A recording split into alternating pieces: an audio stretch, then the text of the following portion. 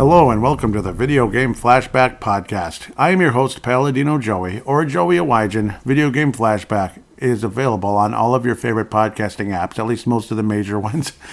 I thank you once and always for downloading and listening to this show. It is an incredible pleasure to be back on board with you once again today, as this time around, this is a big one. And of course, you already saw the title of the episode, but as I'm recording it, the excitement is very much alive. The Legend of Zelda, A Link to the Past for the Super Nintendo.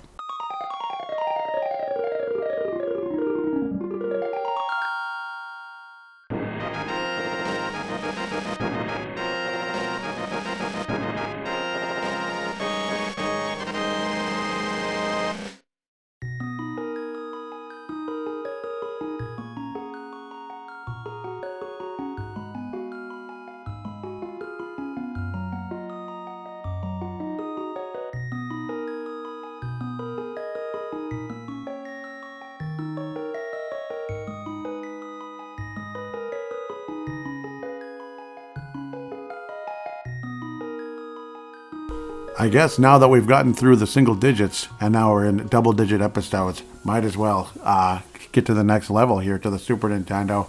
And of course, something as big and epic as Legend of Zelda: A Link to the Past.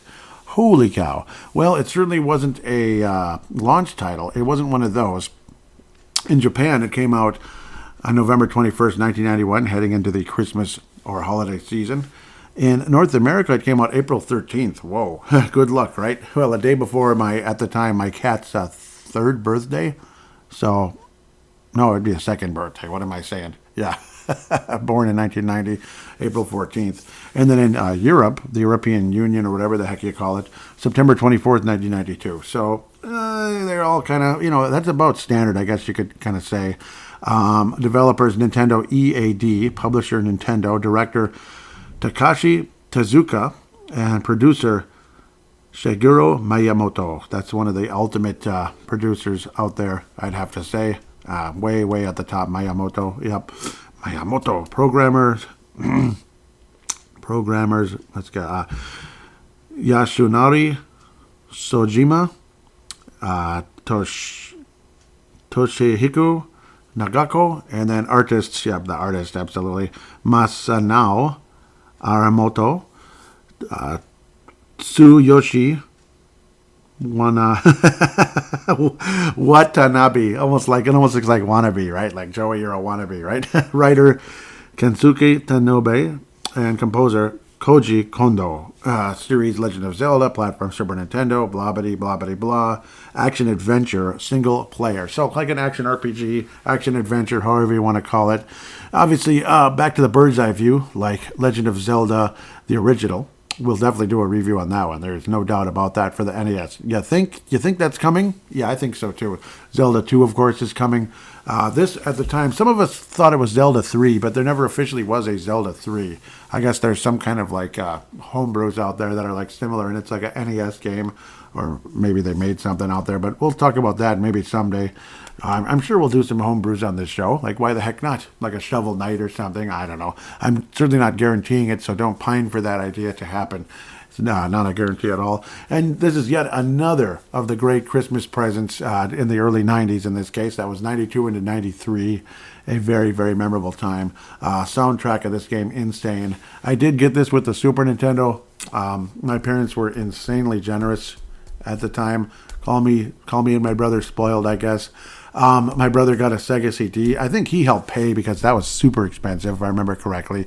And I remember just being in awe, like, oh, wow, look at the Sega CD compared to the Super Nintendo. Andy helped me hook up my second place game system. Little did we know, history would prove completely the opposite. Sega CD had some phenomenal games, and I'd love to review Lunar the Silver Star. Not the Silver Star Story. Maybe I will, to rip it to pieces for the PlayStation someday. Either one would be a massive review, just kind of like this one's probably going to be pretty big. But the Sega CD obviously didn't do so well because the technology at the time, the whole full motion video nonsense the technology was just too early, circa 92, 93-ish, so it didn't do all so hot until the PlayStation era. And of course, discs get damaged very easily, and that system was damaged also very easily. Always just issues. And they came out with other editions that were rare and way too expensive and took only one special kind of, that would be the CDX. Took only a special kind of AC adapter, which is freaking stupid. So if you didn't get it off of eBay with it, which, again, why wouldn't you have the AC adapter, you stupid sons of biscuits? I'm not bitter about that at all. But then you're screwed. You'll never find it. Ever. You'll never find it because there was a retro Sega webpage once upon a time. Oh, but sorry, we don't do that anymore. You jerks. And that was just a few years later. Sorry, I went off on a different rant. But yeah, that kind of triggered things at the time, that Christmas, where my brother got the Sega CD and I got the Super Nintendo. I mean, insanely generous. I don't know. It's like I feel remorse for my parents for that. And my goodness, that is insane generosity when you think about it. Usually you'd think you'd be lucky one game system. But, of course, my brother was just getting started with the lawn service. So, of course, he, was starting to pay for his own stuff at the time. This is, again, he was what? How old was he? Around about 14 years old around that time. So, yeah, just kind of starting to work a bit. So, he's like, yeah, I'm going to spend my money on games, dang it. And, of course, that's what young teenagers would do quite often. What a game, what a game, what a game. You'll hear a lot of the similar Legend of Zelda. The original music, of course, you're going to hear a lot of that. The overworld music, the dungeons music is, of course, unique to the game. But again, awesome memories. You have the Whirl Blade attack. You charge it up, which was new at the time. And, of course, that also joined into Legend of Zelda, Link's Awakening, which will absolutely be a game review. My God, do I have some wonderful, wonderful memories of that game. I could probably do the game review for Legend of Zelda Link's Awakening blindfolded. I probably could because I played through it so many times. And it's actually still my favorite Legend of Zelda. It still is. I'm not even kidding. The Link's Awakening is my all-time favorite. This one, it took me a little while to love it as much for some reason, even though clearly it was the most superior of the group, of the four at the time. Like 93, again, is when Link's Awakening came out, built on the same style as A Link to the Past, and it's actually a sequel to A Link to the Past. That's another thing when you get to The Legend of Zelda, the timelines and all that, it gets insanely confusing. And I will say this right here, right now, I'm not going to review the N64 ones, at least I don't think so. Maybe someday I'll come around to it, and I'll finally get my head out of somewhere. But I don't know. I just wasn't a huge fan of N64 in general. Now, the Zelda games were very, very, very, very good, so I'll be fair about that. But at the same time, it got insanely frustrating. It's believed, if I remember correctly, at the time, this was actually before The Legend of Zelda 1, A Link to the Past, and then Link's Awakening was a direct sequel, after he had defeated Ganon, him being Link, or Link this, Link that, had become he was out on a ship and everything, and we'll talk about that one when the time comes. Whereas this, of course, is I guess, earlier than that. There's all different kinds of different groups here. Yeah, so Ocarina of Time was definitely before everything and all that. And yeah, Oracle of Seasons and Ages apparently is technically before Link's Awakening. Wrap your head around that one. So yeah, there's different kinds of different areas of that's weird. Different areas of the storyline and such. I don't know why they're not showing the original Zelda. That's kind of weird. So yeah, it started with Skyward Sword, Minish Cap, Four Swords, Ocarina of Time again, and that's the one that could change things. The hero's defeated, and that leads to the Sealing War, or whatever. The Seven Wise Men stealing Ganon, Link to the Past, Oracle of Seasons, Link's Awakening. So very, very interesting. So I suppose then after that would be Zelda 1. Yeah, because it says the Triforce and all that. And yeah, so that must be the case. Yep, Legend of Zelda. That's what I thought. And then The Adventure of Link. That's actually probably the latest of all. But that's in the one where the hero in Ocarina of Time would be defeated, apparently. So, yeah. And then if the hero was successful, Majora's Mask. Not a big fan. Twilight Princess, Four Swords plus Hyrule Adventure. Okay. And another version of Hero Successful, The Hero of Wind and a New Word, The Wind Waker, and Phantom Hourglass, New Continent Discovered, Spirit Tracks. This is, of course, according to Edramax. Okay, so some of you have probably heard of it. Some of you gamers out there that are into all these websites and such. Interesting. So, yep. And I figured this one would be connected to Zelda 1 and Zelda 2. So Zelda 2 is pretty much the latest of all, and yep, Ganon's revival prevented. So, yes, this is where you deal with Ganon after the Ocarina of Time. And I did figure the Ocarina of Time was further in the past. Not too surprised with that. So, had to get into the timeline a bit when we're talking about Zelda. Unfortunately, we're kind of pretty much bound to that. So I had to cite my source there because I'm no genius on the Zelda timeline. But I had a feeling like this one's definitely before Zelda 1 and Zelda 2. So that's definitely a major thing. Zelda 2, Link's Awakening. The Adventure of Link, maybe? Kind of like Castlevania in terms of like preventing Castlevania 2, preventing Dracula to come back, basically. Or, well, you bring him back just to finish him off, because to end the curse or whatever. It's kind of weird. To cure yourself of the curse. That's Simon. Of course, that'll be a game we'll review eventually. Maybe in the fall. We'll see. So, yep, Castlevania 1, blah, blah, blah, blah, blah. So, there I go again, off into all these other classic Nintendo games out there. So, yep, that's what Zelda 2 is kind of like. And then this one, again, is a timeline actually before all of that. It's kind of like, you could say, like Link's ancestor in Zelda 1 and 2. Zelda 1 and 2 is the same Link as well, of course. And Zelda 2 is a platforming style, side-scrolling platformer, where these are the bird's eye view, action RPG, action adventure, whatever you'd like to call it. So, with a lot of that kind of brought up now instead and put together, let's talk about the storyline. And then ultimately get into the game after that.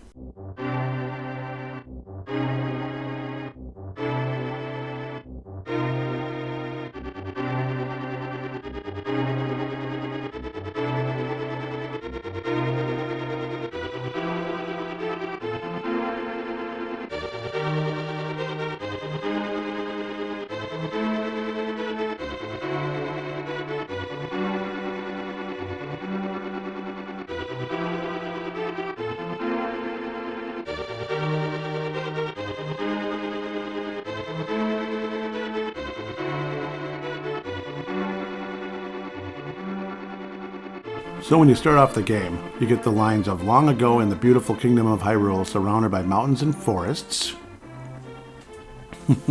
As again we wait, legends told of an omnipotent and omniscient golden power that resided in a hidden land. The Golden Land, right? Yep, and that would be the Triforce, of course. Again, I'm just kind of waiting for this. Many people aggressively sought to enter the hidden Golden Land, and that's what it was. But no one ever returned. One day, evil power began to flow from the Golden Land. So the king commanded 7 wise men to seal the gate to the land of the golden power. That seal should have remained for all time. But of course it didn't, right? Welcome to video games. Yep. But when these events were obscured by the mists of time and became legend, so this must have been way, way back. Yeah, and of course that would be probably in those earlier games. Yep. That would be back in those earlier games, of course. Back. Yep. Then, of course, yep, a mysterious wizard known as Agahnim came to Hyrule to release the seal. He eliminated the good king of Hyrule. Yep, and you see some of the descendants of the wise men pushed away the 7 maidens. And then, of course, yep, through evil magic, he began to make descendants of the 7 wise men vanish. One after another. Yep, very sad. Very sad. Unfortunately, that wizard has a secret identity, and you'll find out at the end of the game who he truly is. And surprise, yeah, it'll be a huge surprise, right? So basically, he would seal them away into now the Dark Land. Yep. And the time of destiny for Princess Zelda is drawing near. And that's, yep, you see the wizard locking her up in a cell. But luckily, fairly early in the game, you, the young Link, go and rescue her. But, yeah, and then she gets recaptured again by the wizard. Again, we have a pretty good idea who the wizard is. But, yeah, nudge, nudge. And most of you that have played it already know. Of course, they're getting sealed in what was the Golden Land, which had become the Dark Land, thanks to that wizard being a bad, bad boy. And we all kind of know who he is. I think everybody knew already anyway. With that said, it's time to get started. Let's get your name put in there and kablinga bloom. Start playing Legend of Zelda, A Link to the Past.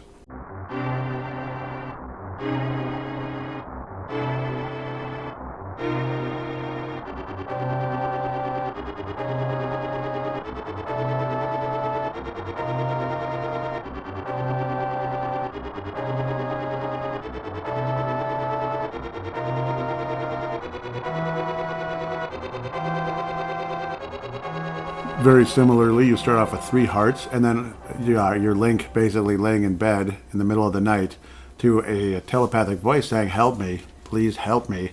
I am a prisoner in the dungeon of my castle. My name is Zelda." Really? The wizard Agahnim, yeah, I'm finally saying it correctly, has done has done something to the other missing girls. Now only I remain. Agahnim has seized control of the castle and is now trying to open the 7 wise men's seal. I'm in the dungeon of the castle. Please help me. Well, of course I will, sweetheart. And then your uncle says, "Link, I'm going out for a while. I'll be back in the morning. Don't leave the house." So basically your uncle's trying to do the same thing, as uncles might. Maybe he's out there trying to be the quarterback of the... He's pretending, oh yeah, he was a high school quarterback or something, kind of like in Napoleon Dynamite. Yep, trying to throw the ball. So the first thing you get is the lamp. You don't even have a sword yet. You just get the lamp. So, well, at least you can see your way through dark rooms. And it has 2 purposes, of course. The lamp, just having it in general, provides like a little light walking forward around in the dark dungeons and such. But it also can light up when you equip it, so to speak. So obviously you go to the subscreen by pressing start, press the Y button, and it'll select that item.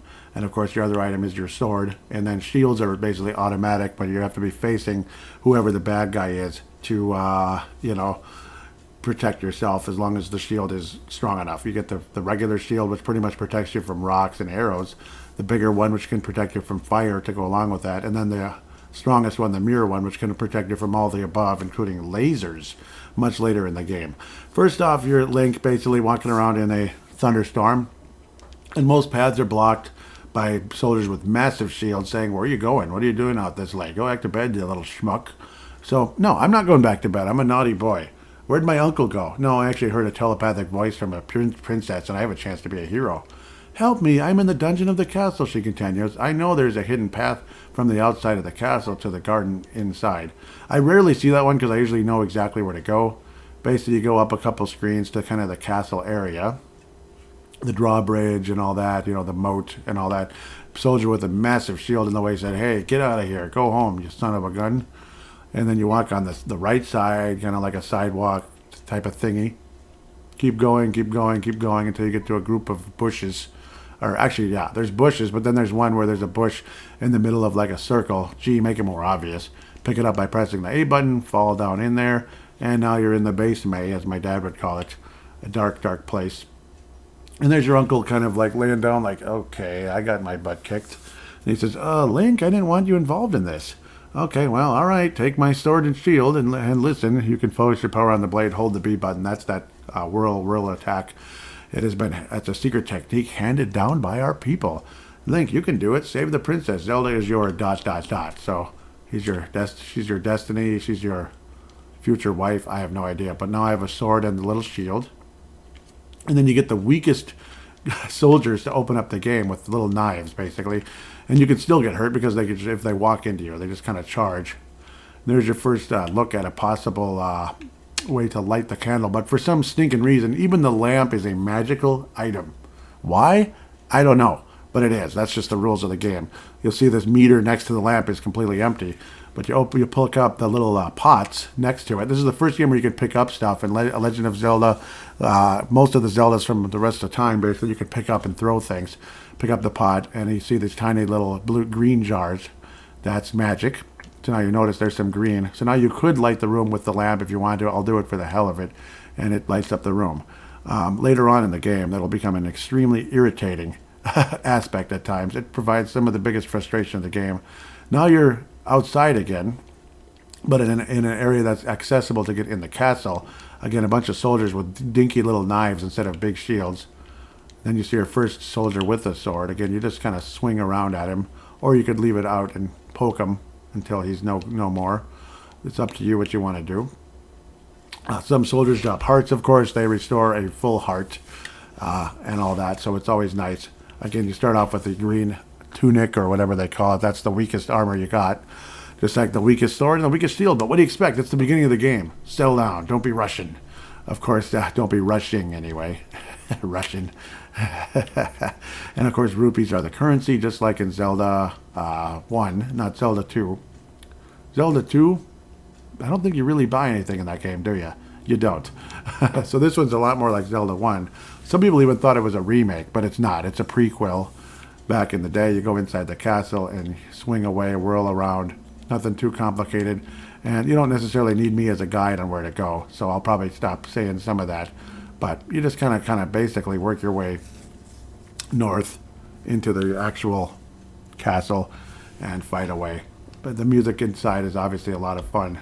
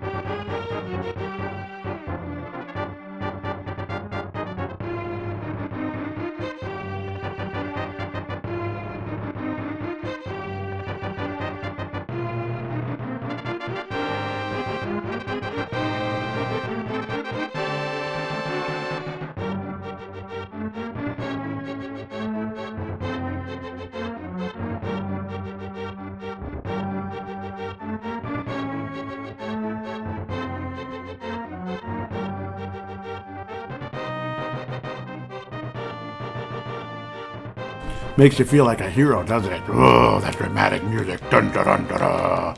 But that's, that's what you are, right? You're the young guy going against all these soldiers, like so realistic, right? And then you get up to the back, you look at the wall, like that looks suspicious, with the throne room, so to speak. And then, yep, it's a secret passageway, but you can't do anything yet. You need somebody with you to push it, 2 people. So can't do anything there yet.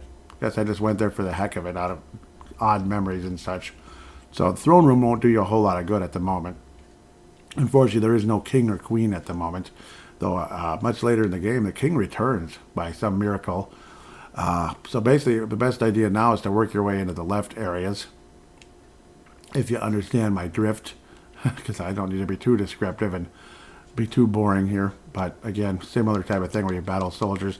And of course, the green ones, the blue ones, and the red ones. The red ones are the strongest, blue ones are in the middle, and green are the weakest. It's a similar type of thing with defense and such, like Link. You can go back outside, which, well, all it does is take you to where, technically, this would be after you beat the first 3 levels. You have the Master Sword that can penetrate through this magic seal that's blocking the door. That leads to the wizard Agahnim, sorry. But right now you can't do it. So that's obviously later on when you fight him for the first time.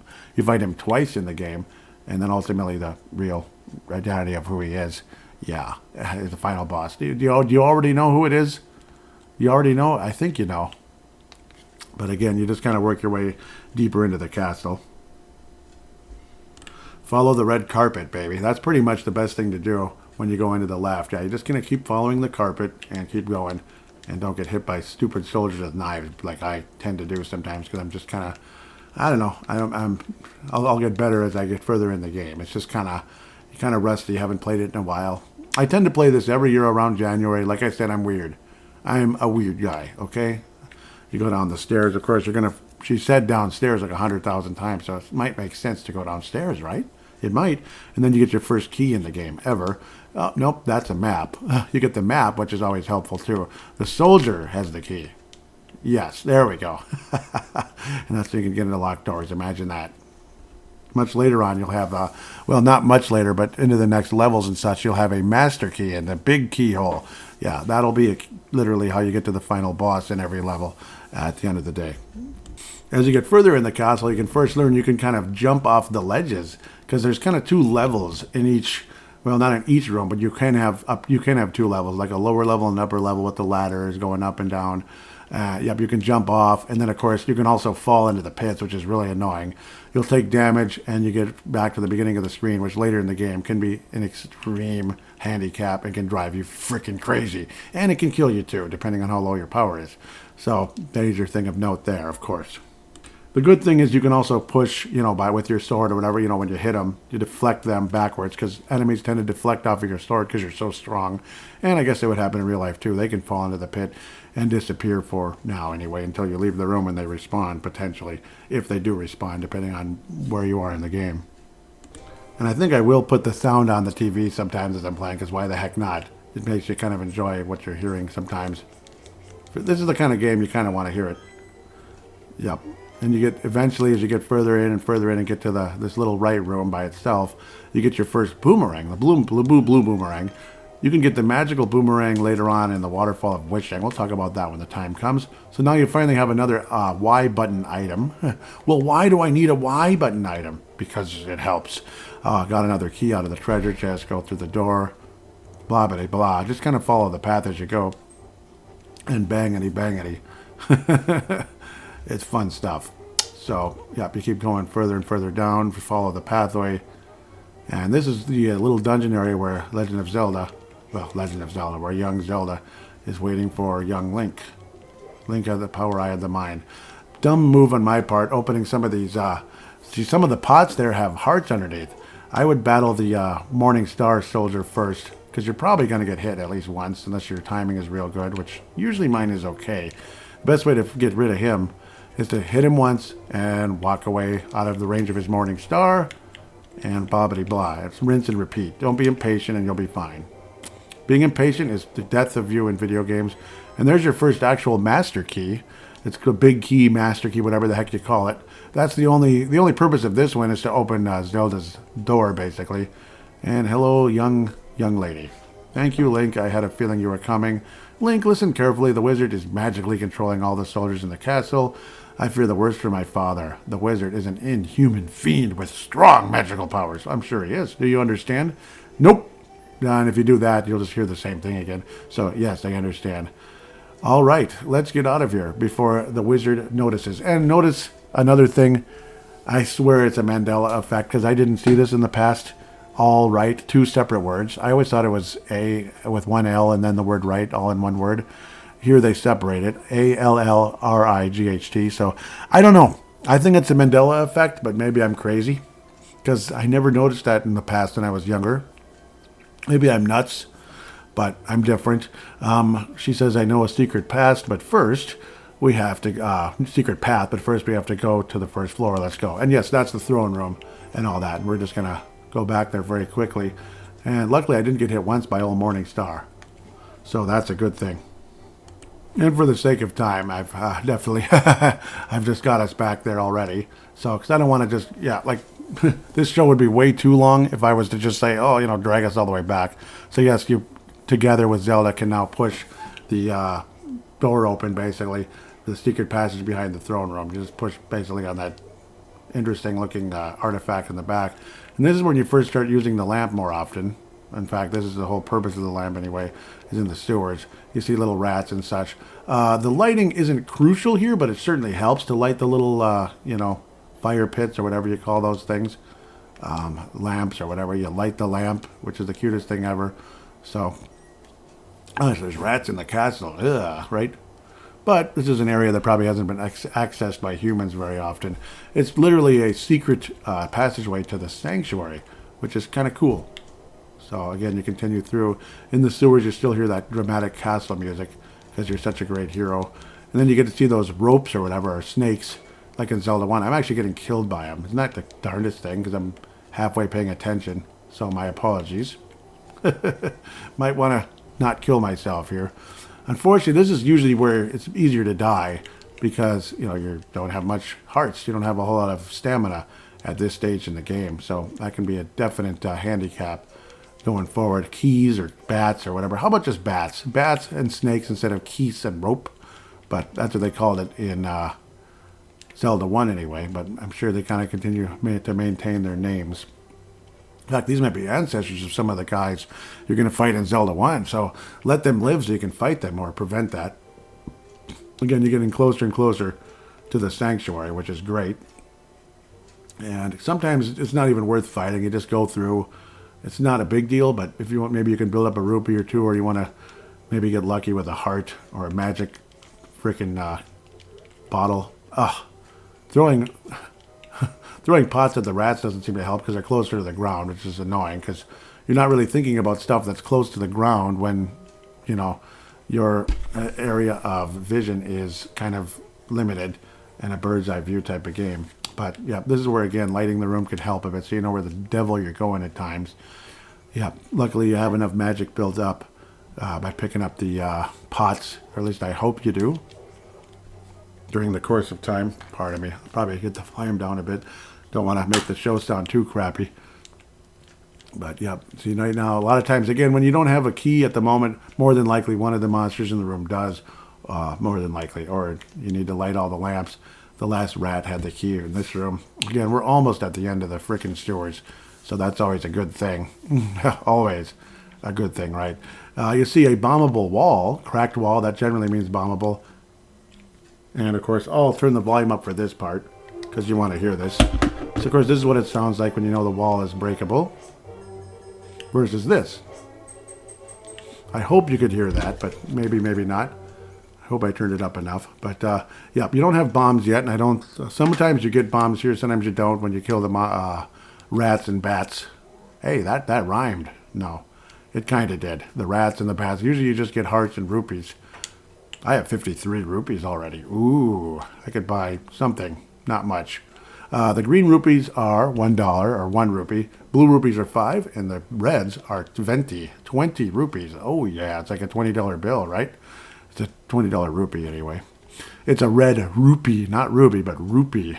It'd be cool if such a thing existed. It almost sounds like Russia, rubles, you know, like rubles. Ooh, Russia is the Legend of Zelda, right? The Legend of Zelda is a great game. I like the Legend of Zelda. The Legend of Zelda. I did the wrong accent. I apologize. Now I'm doing the correct one. Very simple place here. You get to the end. You get 2 things to pull out of the wall. Don't pull the left one, or don't pull the right one. Pull the left one, or so I hope. If you pull the wrong one, you get a lot of rats coming down. Pull the right one, you open the door. Yes, and then you're inside the sanctuary with really nice music, actually. Enjoy.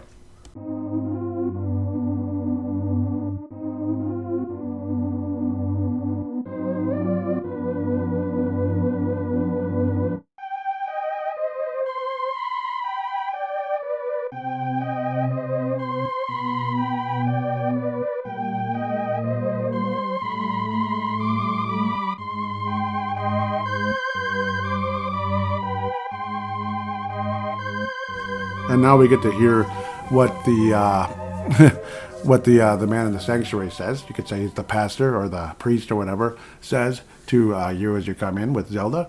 I sense that a mighty evil force guides the wizard's actions. That'd be Ganon. There, I said it. Spoiler alert, it's Ganon. Yep, okay, sorry, I ruined the game, sorry.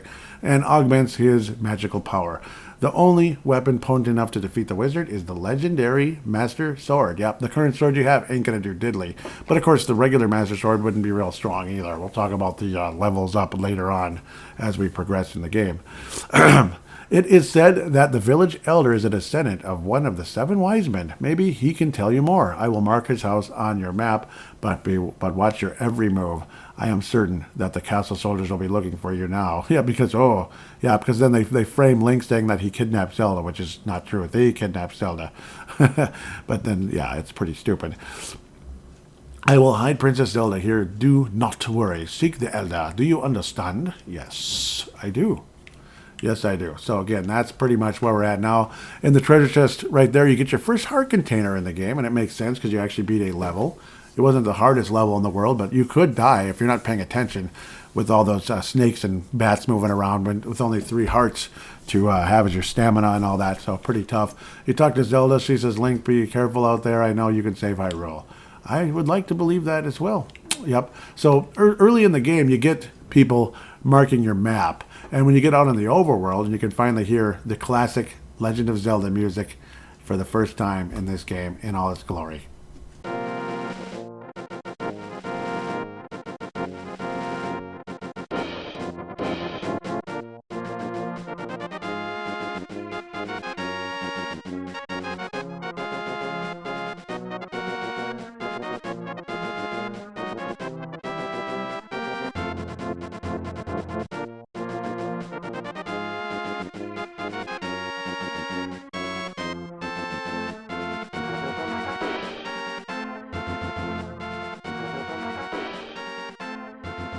But like I said, they mark everything on the map. To get there, you just press X.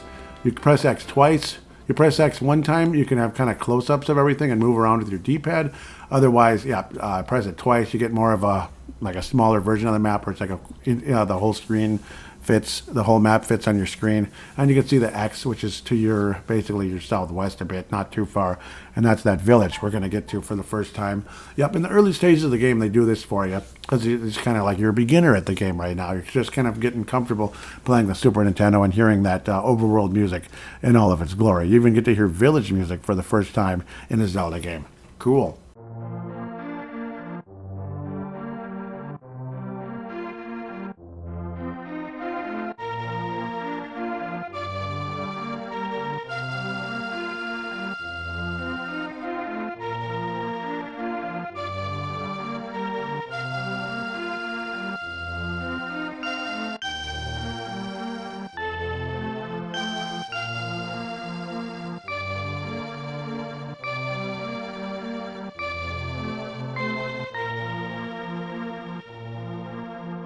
So there it is, that classic Zelda theme song on the overworld in Super Nintendo glory. So an up 16-bit version of it now.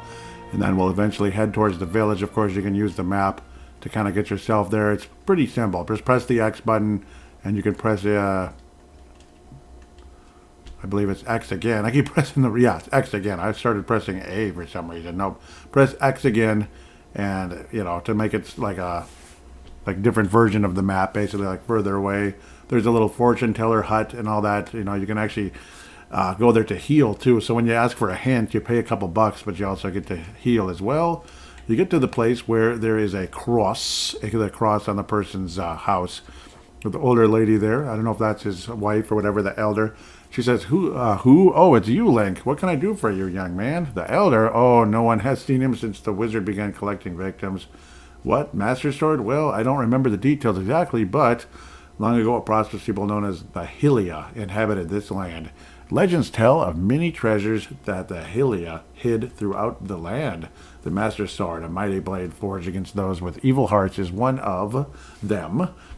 People say that now it is sleeping deep in the forest. Do you understand the legend? Of course. Yep, anyway, look for the elder. There's someone else who knows. So she gives you some hints, but then there's someone else in the village that will tell you. I believe it's a young boy. So obviously just kind of look around. And also you'll notice a sign that says wanted, the boy who kidnapped Zelda or whatever. Call a soldier if you see him. So there's at least one or two people in the village, ladies, that will tell you basically they'll call for a soldier. It's not it's not a complicated fight. It's just kind of goofy. There's also someone that sells bottles in the village, and I recommend that insanely much.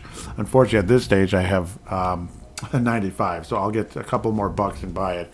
The bottle is extremely, extremely necessary for medicine, obviously, and we'll talk about all the 4 different locations. This is the location of the first bottle, so we'll kind of go through that as we go through the game.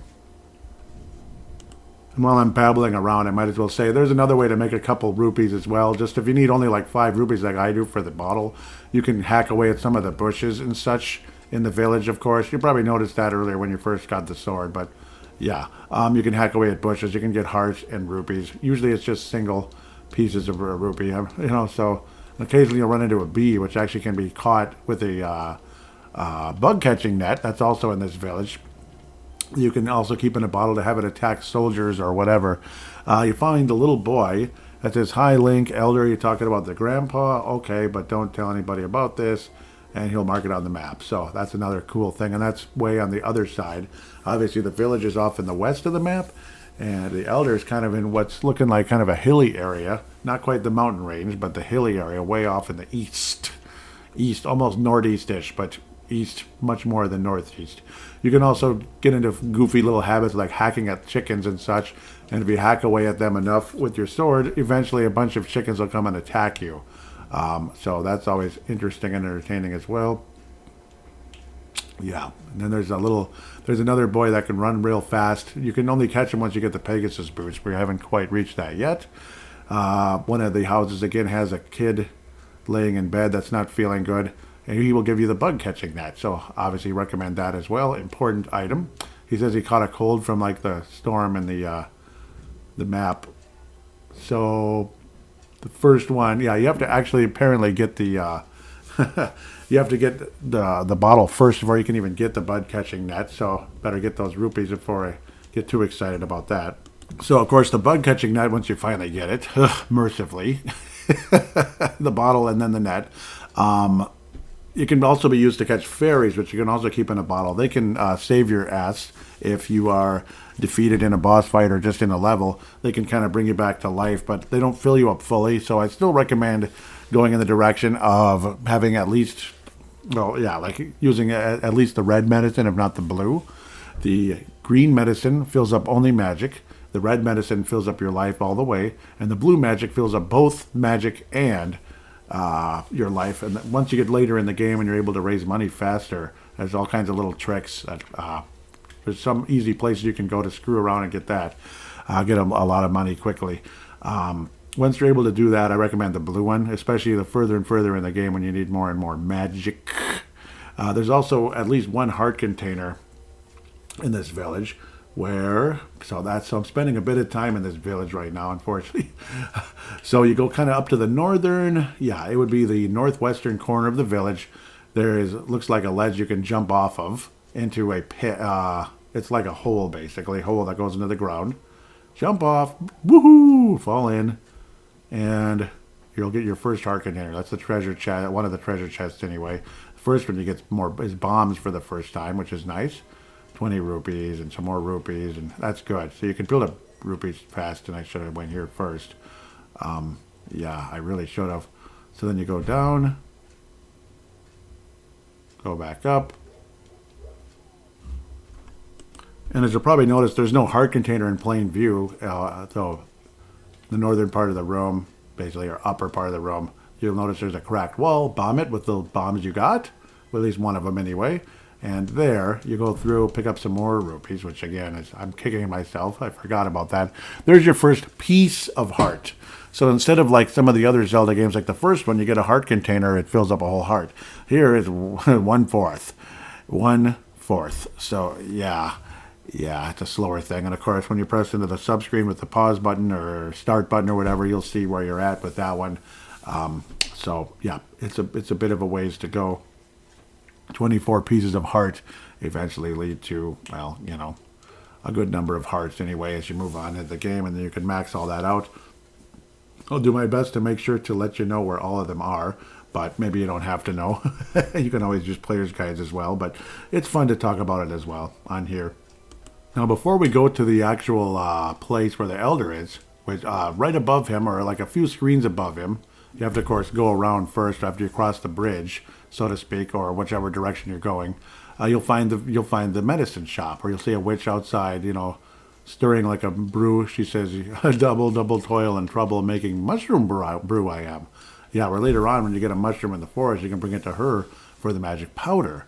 As for the person inside, the assistant lady, that's where all the medicine is. $120, or rupees, pardon me, for the red medicine. 60 for the green, 160 for the blue. Again, a great value once you're able to make enough money to consistently buy 160. Like, imagine going to the last level of the game and you have 4 blue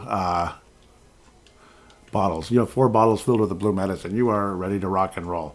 You also get one of the strangest characters in the game. Some looking at kind of a Gumby-looking cactus type of thing, where if you hit it, it just doesn't do any, it damages you instead of you get damaging it. It's kind of electric, I guess. You can also sprinkle that magic powder on that character, and it'll start talking, saying stuff like "Hey, Mon" or something like that. You know me, I like short names the best. I don't know, it's weird and funny. Magic powder does some strange stuff, as do one or two of the medallions on occasion. I've seen it change monsters into some weird stuff. It's funny, but it's weird at the same time. You'll notice a little hilly area kind of south of where the, southwest of the medicine shop is after you've just kind of showed up there. You can fight some of the, this is where you first see Octoroks. It's like Zelda 1 all over again. The red Octoroks that spit rocks at you. They actually are very generous. They give you like 5 rupees quite often. The blue ones are, again, green is 1, blue is 5, and red is 20. Now I officially have enough to get the medicine, so I'm kind of backtracking, sorry. And also, as you head up, you'll notice your first ever fairy as well, kind of as you're heading kind of towards where the elder is eventually. Like before you start getting into that hilly area where he is, there's a little cave and there's the fairy. So you get to hear some fairy music now.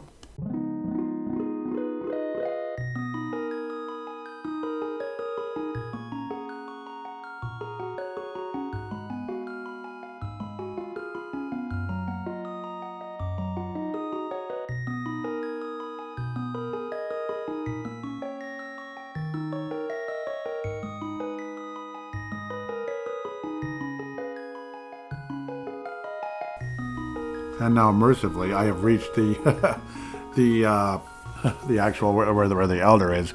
You'll also run into some Armis Knights from Zelda 1, where you get close to them, they kind of come to life, that kind of thing. So cool stuff. There's the elder. He is Sahar. I can't even say it. Sahasrara. There we go. Sahasrara. All right. Say that fast 3 times. The village elder and a descendant of the 7 wise men. Oh, really? Link, I am surprised a young man like you is searching for the sword of evil's bane. Not just anyone can use that weapon. Legends say only the hero who has won the 3 pendants can wield the sword. And that is true because the pendants unlock the sword in the forest. Yes. So that's your first group of levels where you get the pendants. I actually enjoy this part of the game very much. And the dank music in the labyrinths are very cool compared to when you're actually going after the crystals later on, which is, it's crystals that are holding on to the 7 maidens.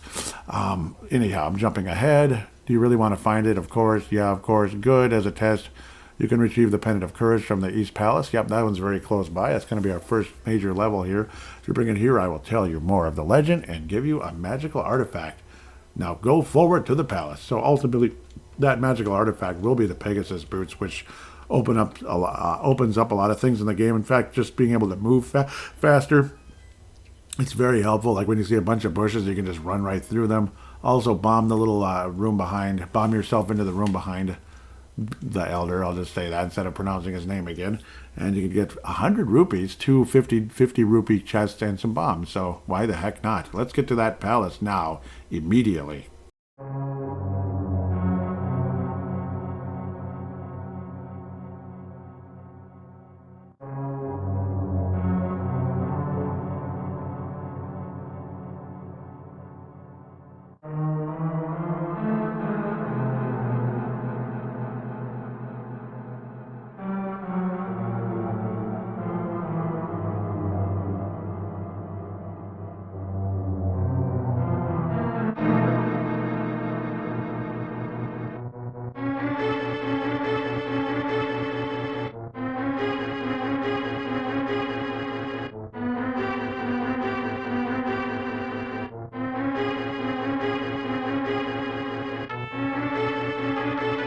As I said, I absolutely love the music in those palaces. But also one thing, if you're not sure where to go, of course, all you have to hit is the sub-screen again, and you'll see like a green pennant flashing.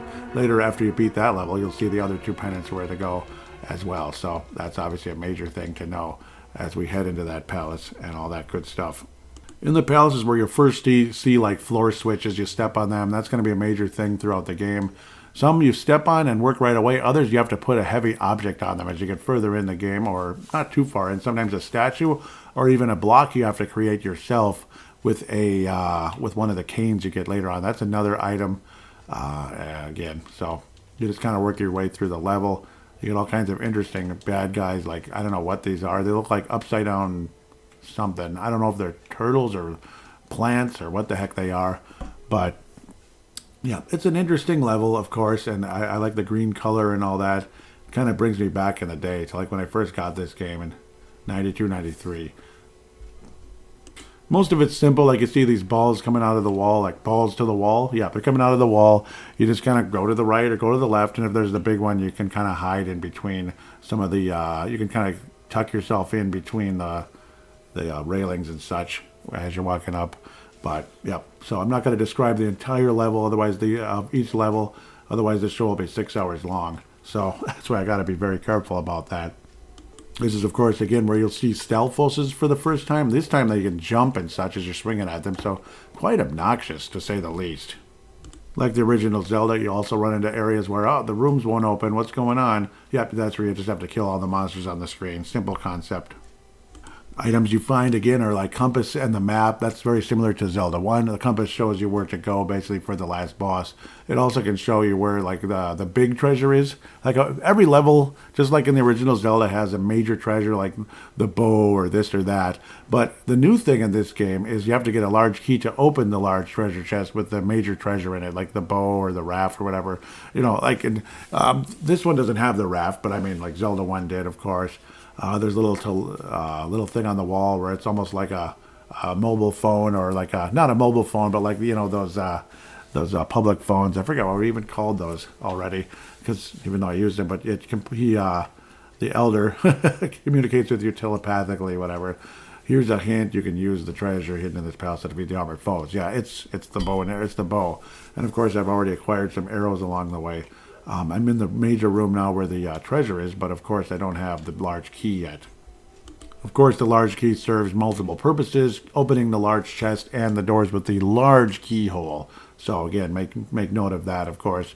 So it's a very important item, no doubt about it, and that'll be in every one of these levels leading all the way up to the end of the game.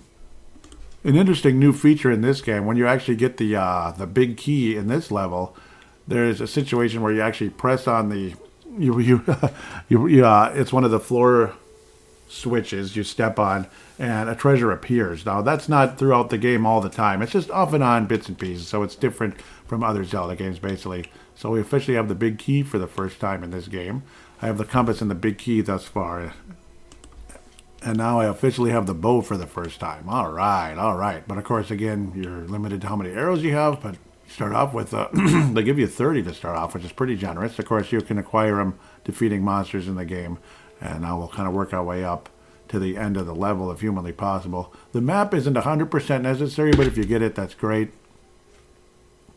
It's just one of those things. You also get extremely annoying monsters, especially in this part of the game, where they kind of look like they're sleeping, but as you get close, their eye opens up. You can only kill them by shooting them in the eye with an arrow. Sounds kind of scary and disgusting, but just like Goma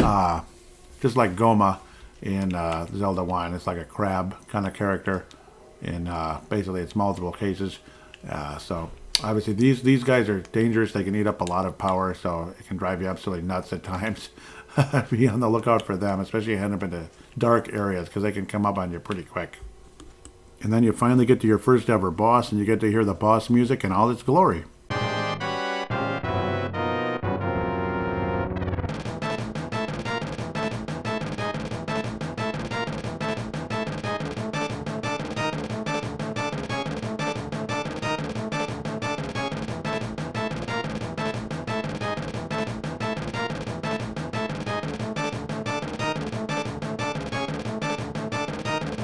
Ah, yes, the big armistice knights. Basically, all you do is, well, you kind of walk up to them a bit, wait for them to start to wake up. They all wake up. They jump around in a pattern. You just fire away with your arrow. Try to make contact if you can. Once you get in a rhythm, you should be fine, because they're, kind of a sequence thing. That way you won't run out of arrows and all that crap. It starts with 5. You get down to the last one. The last one jumps around and it's harder to hit. So again, try not to miss too much if possible. So that's something to worry about as well. Yep, he turns red, takes a few shots, but eventually you kill him and you get a full heart container for defeating the main boss of the level. And there you go. There's your first pennant. Now we can go back to the Elder and get those Pegasus boots. Awesome. As you're getting them, the elder starts talking, saying, basically, oh, you got the pendant of courage. Let me tell you the legend. 3 or 4 generations ago, so we're grandparents or great-grandparents, cool, an order of knights protected the royalty of the Hylia. These knights of Hyrule were also guardians of the pendant of courage. Unfortunately, most of them were destroyed in the Great War against evil that took place when the 7 wise men created their seal. Among the descendants of the knights of Hyrule, a hero must appear. I see.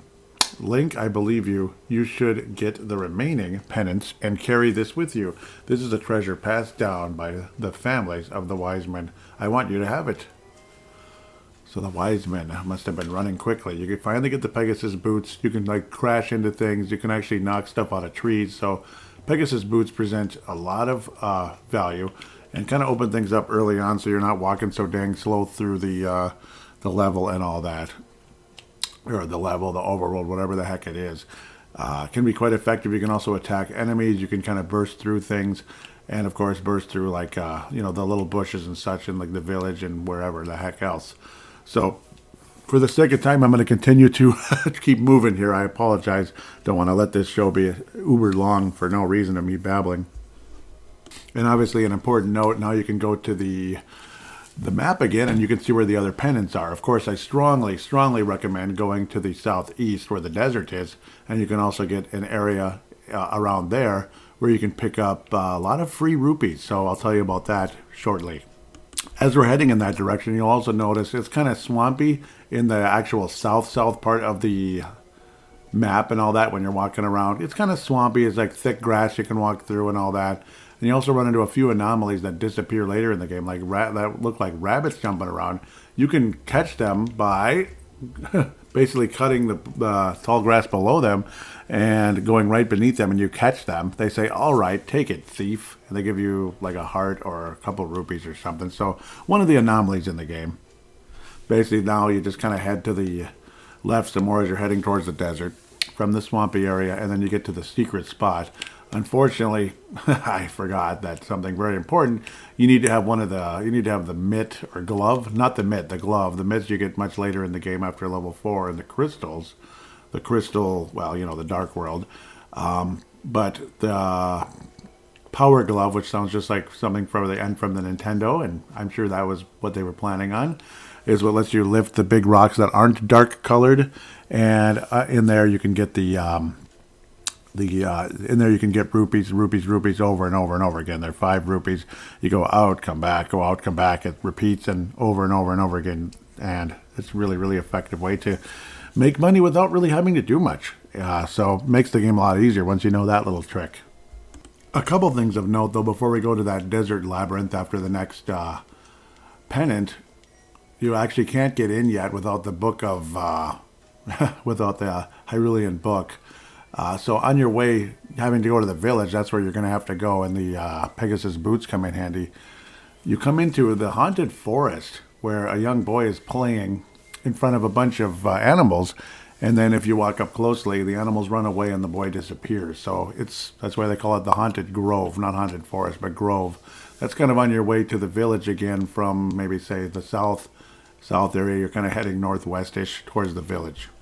In the southern tip of the village, you can also get the next heart piece of heart container, basically, by, there's 2 brothers that have sealed up their room, sealed the 2 rooms apart from each other because they were quarreling. You just bomb the door open, blah, blah, blah, which is cute and everything. You go in and the other brother asks, oh, is he still mad at me or whatever? So they make up, I guess, supposedly. But then you go outside and there's a girl standing there with a little game where basically you run through a group of bushes and such with your sword to in a certain amount of time, and you can get the next heart piece. The best way to do that is with the Pegasus boots, so enjoy your next heart piece. From there you go a little bit north and you see another house or building or whatever it is with what looks like the feather pen. You go in there, that's your library, and you'll notice one of the bookshelves has a green book on the top. Boom, knock it over when you basically dash into it with the Pegasus boots. Basically, all you do is hold on the A button to run fast. The Book of Mudora, so that's basically Hylia language. So it's kind of like a translation book. That way you can open up the passage into that desert labyrinth to get the second pennant. And now we finally get to the stone tablet again, where this time we have the book. You just kind of course, select that in your Y button, whatever. Walk up to the tablet and press the Y button to open the way to go forward. Make your wish here and it will be granted. That's all I had to do. Just kidding. Yeah, you have to have the book. So, of course, you get the cute little thing and you get to go in the level. Stuff moves out of the way. It looks like lizard heads or something. But in you go to level 2 or whatever we can call it. The second place with the pendants at the very least. Very simple indeed. And of course, once again, you get that dank level music, which I like more than the later on. The later on one's a little more serious. It may be more intimidating. This one, you open in a big room and just kind of avoid all the creatures that come up out of the sand. And your first look at the laser machine that you can't damage at all. And the only way you can block the lasers is with the mirror shield. Other than that, just kind of work your way through the level as best possible. There's a part where you'll notice a little key is on top of what looks like a lamp, of course. Treat it the same way you treated the book. Just dash into the lamp and down comes the key. Simple. This is also the first level in the game where you can actually go outside from a different door. But of course, in the door to the right, if you fall down, you'd go back. You could potentially have to go back to the beginning of the level. But I suppose that's no major problem, really. It's just a couple screens away anyway. And now, amazingly, I already have the key, the map, and the compass. It didn't take too long on this level. Of course, again, I'm editing it down because if I were to just keep doing every level, just kind of like a playthrough, this would be like a 7-hour YouTube video. That's not what I'm trying to do, of course. This is a podcast, and yeah, it's just a different story. But now we can go get the power glove, which is, of course, again, in the upper, well, like in the first floor, so to speak, or basement 1, I guess we call it in this game.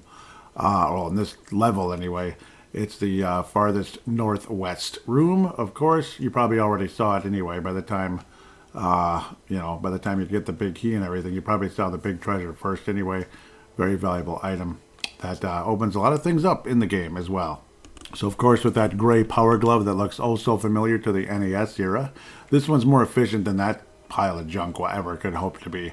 Of course, you can pick up big rocks and such, and yeah, it just opens up a lot because there's big rocks blocking stuff everywhere. Big rocks and little rocks that are the lighter colored ones. The darker colored ones, you need the Titan's Mitt, which isn't until level 4 of the crystals, like after you get all the pendants and the kind of the in-between part of the game where you wind up opening up the Darkland after beating Agahnim for the first time. Yes, the first time. So now you go to the left area, the lower left area, and you go outside again. This time, obviously serves a purpose rather than falling out the edge. So you go through there. Now you have the power glove, so you can pick up rocks for the first time. And now you can go into this next room, which actually opens things up, working your way to the end of the level, potentially. And this is also your first experience with the floor tiles coming up to hit you. In some rooms later on in the game, you'll run into floor tiles where you have to wait till they all run out. And it always forms the shape of a skull, which is cute and everything, I guess, because it's just so evil. And yeah, you can destroy them by swinging your sword. So I won't have to bring this up again in the future. But yeah, there's several rooms in, later levels where you'll have to wait till all the dang floor tiles run out before you can get out of the room, which is really annoying. But it is what it is, right? But like I said, this previous one, you don't have to. You just, as long as you have the key, you go through. If you don't have the key, well, you're screwed. If that was meant to rhyme, I'm not sure. And then, so you eventually work your way through where you're heading towards the boss area because there's always this monster-looking carpet on the ground or design on the ground. You get to a room now after defeating the red eye guy, basically, with the with the arrow. You have to shoot the red ones twice, the green ones once. There is no blue one, apparently. This is the first time you'll actually need to light the lamps. So not scoring goals in the NHL, but you have to light the 4 lamps. This one's much easier compared to what gets much harder later in the game, where there's 3 or 4 lamps, like all lower the room, and they're hard to reach, and there's all kinds of obstacles, and there's a time limit because the lamps burn out or whatever, they go out. This case, they're all right next to each other pretty much. Just 1, 2, 3, 4, the wall moves. There's your door with the big key, and in you are with the monster. It's basically like the worms in Zelda 1, but more 3D effect in a sense, kind of, sort of, because they can go up and down. You have to wait for them to come down and, of course, avoid the rocks, when they come out, which is really obnoxious. If you don't have medicine, you just might lose and have to go back and heal up, which would be annoying, but it shouldn't take all that long once you have the power glove and all that to get back to the room, should you be so unlucky. So now apparently I have won the blue pennant, which is the pennant of power. So that leaves one more, which I believe would be wisdom. That's the red one. So courage, wisdom, and power. Courage, of course, was the other Triforce that you get in Zelda 2. That's the first time you ever see 3 Triforces together. So there you go. 2 down and 1 to go when it comes to the pennants to get to the Master Sword.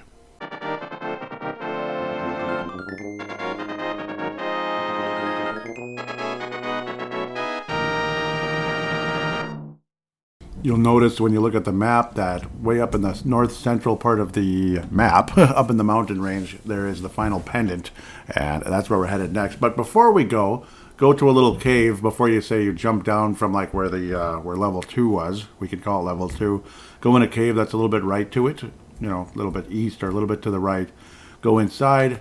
You'll notice after going into the next room or so, there's an old man that looks just like the elder, but it's not him. I used to think it was him. Like, how did he get over here? But here, or he's just wandering around the world. But you're in that room. But in the southern part of the room, or lower part of the room, you can bomb the wall. Go down inside there, and guess what? Another heart container. Enjoy. Or heart piece. Pardon me, heart piece. So let's, as they say, go north, young man.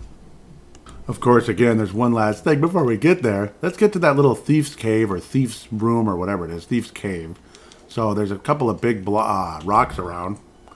There's basically, as you start heading to the east, you'll see 2 big rocks, one below, one above the other, basically directly above each other, basically.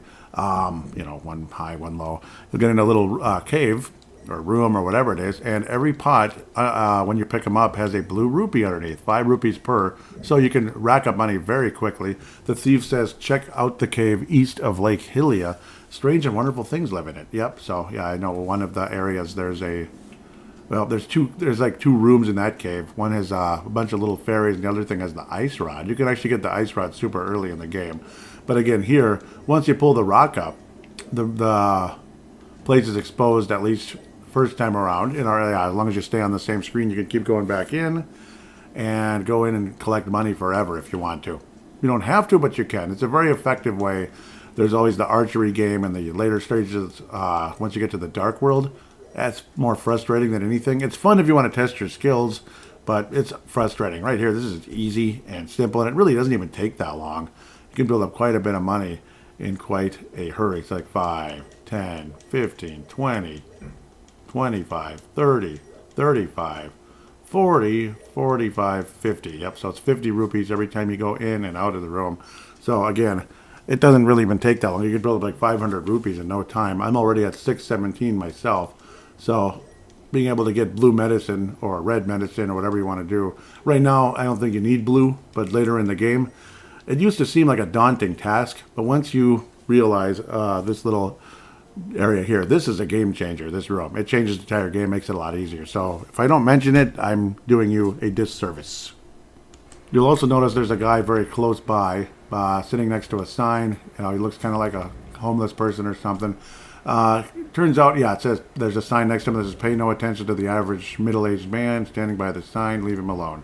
So, but really at the end of the day, he's actually a former thief, and you can use him to pickpocket open a treasure chest that doesn't open, that you find in the village in the dark world. So like the dark world version of the village. And of course, the dark world is basically a parallel universe or whatever the heck you'd call it, parallel universe to what this is, the light world.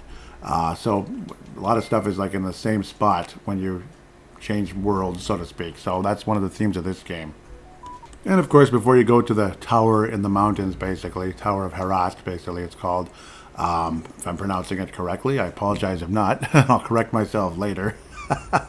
Let's go to the medicine place first, of course, in the northeast area, so to speak, of the map. I think you probably know where it is by now, I would hope. Make sure you have medicine of some sorts. And then also, before we do that, we have another errand to get to. Let's get the flippers, of course, since you got all that money you built up in that little cave. At least I hope you did. 500 rupees it's going to cost to get some flippers. Let's get Zora's flippers now that we have access to other portions of the game that we didn't before. So by the medicine place, there's the big rock, pick it up, and then just kind of keep working your way northeast, northeast, northeast. And once you get northeast enough, you'll notice the screen changes. So yep, it'll look like a dead end, but it's not. Just keep going up that water there. Clearly, it's not a dead end. Again, as you get further and further northeast. And then you hear kind of like a running water sound. You're kind of like in a shallow water area, rapids and all that stuff. You can get a heart container here and the flippers. Heart containers in like the southernish area in the, in the Zora land, basically, you can say it. Because this is where Zora is. Of course, Zora was also known as these fish characters that shoot water at you, but that's like the King Zora or Queen Zora that sells you the flippers way up in the, again, northeast section of this shallows area. And as you're kind of walking north along the shallow area, because of course you can't swim yet, the shallow area is obviously the lighter colored blue water. You can walk in that. The dark stuff you can't yet until you get the flippers. Just can't swim yet, dang it. And to be honest, you actually can't get the heart container until you get the flippers. You have more mobility. So again, you work all the way to the northeast area. There's kind of like an earthquake type of thingy mabob. Out comes a big giant Zora. And she says, it is a female, wah ha ha, what do you want, little man? Do you have something to ask me? I want the flippers. Well, how do I know she had the flippers? I guess you just know. And, well, give me 500 rupees. They ain't free, basically, she says. Okay, I'll take them, doggone it, because I build up my money. And money's not much of an issue, because all I got to do is go in a cave and collect 50 rupees and go in a cave and collect 50 rupees again and again and again and again and again. So, the flippers. Now that you got the rock and the flippers, a lot of stuff has opened up. You can swim now. Ain't that cool? Unfortunately, you can't dive underneath like in Zelda Link's Awakening. That was a really cool feature in that game. But, well, that's a year in the future, damn it. This is 92. The way to get the heart container is you kind of go over the waterfall that's right beneath where Zora was, and then wander around in the shallow area until you get to kind of like what looks like landish. Yeah, but now you can actually go into kind of like it's like an island or peninsula or whatever, and there's the heart container. Bada bing, bada boom, to your left. And if you gathered the other heart pieces that I mentioned, I keep calling it heart container, but heart pieces that I mentioned before, you have a full heart, and now you have seven hearts. You can also go to one of the little waterfalls of wishing, I believe. I believe I can find it around here somewheres, where you can go inside and upgrade your boomerang this early in the game. Pretty cool, eh? But of course, that little waterfall of wishing is in another area. It's not in that shallows or whatever area. I believe you're actually not far away from it. Yeah, you go out of that shallows area and go right in the waterfall to your left, and there's a waterfall of wishing where you can throw items in the little mysterious pond. First thing you throw here is your blue boomerang, and you get a magical boomerang this early in the game, which goes all the way across the screen when you throw it instead of like 1/4. So quite a difference. Of course, tell her that you're the one that dropped it. Don't lie. She'll give it back to you as a red boomerang because you're such a nice, honest person. You can also fill up your bottle with magic medicine if you want to, the green one. But, it's nice to have, but not necessarily the most exciting thing. And arguably more valuable than the shield, arguably more valuable than the red boomerang, is the fact you can actually throw your blue shield in as you continue to select through the items, boom, boom, boom, scrolling to the left or whatever with your D-pad. Throw in your little shield, and you get the $300 value red shield in return, which deflects against fireballs. So massive, massive benefit to finding this cute little place, and of course getting the flippers in the first place. So doors opening up, better items. All right, let's probably, and odds are you might need medicine again, but before you even need to go there, you can actually get another bottle by swimming around, screwing around, and eventually going underneath the bridge close to the castle where there's, like a hobo or whatever you'd call that kind of person, or just a guy chilling on a day off, I guess, because he maybe doesn't work or whatever, and he gives you an empty bottle. So that's another bottle you could get, and then now you have two bottles to use to, fill up the to get red or blue or green medicine in. And yes, be sure again, it's the bridge by the castle, not the brown one. Unfortunately, kind of on your way to the castle, that one's no good. There's little rocks around it, and you can't access anything underneath there. So it is what it is. It's a cute little secret, though. When you get to the castle, that's where you get the second empty bottle. The second empty bottle So more room for medicine. You can get up to 4 throughout the game, and we'll continue to talk about that. The 4th one is actually where is the treasure chest that doesn't open that you get in the village. So cool stuff. Now you might be wondering, how the heck do I even get under the bridge? There's all this, you can't even get to the water. Well, you have to go to the right and south a bit for a while, kind of following the path of the water. Maybe fill up at the with the ferry first, the little room that we talked about a while ago, and then kind of swim your way back up and to the left, and you get to the bridge, and then you finally get your second empty bottle. And of course, like I said, be sure to fill them up with medicine. You're going to need them heading into that tower. It's not the easiest level in the world. The game just gets harder and harder and harder in increments. That's again why, of course, you get more and more heart containers, heart pieces, blah, blah, blah. Let's head to that darn tower now, or at least in the general direction. There's even more stuff to do around that area. Well, at least I believe so. One final thing to note that I should say that I may not have mentioned earlier is in the medicine shop, the little witch or helper or whatever actually fills up your power as well if you're not healed, so to speak. If you have, you've been damaged a little bit, they'll say, here's a sample of the red one, hee. So just so you know, you can actually heal yourself if you didn't know that already in the little witch's hut or whatever, the medicine hut.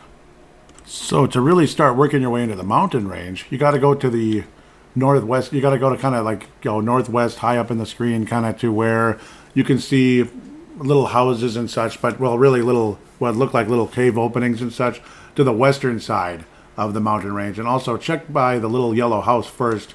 That's where there are the 2 lumberjacks. And you get to the goofy bucktooth looking lumberjacks climbing down a tree together, saying, "Yo, Link, a mysterious fog has recently taken over the forest, or fallen over the forest. We have to be careful."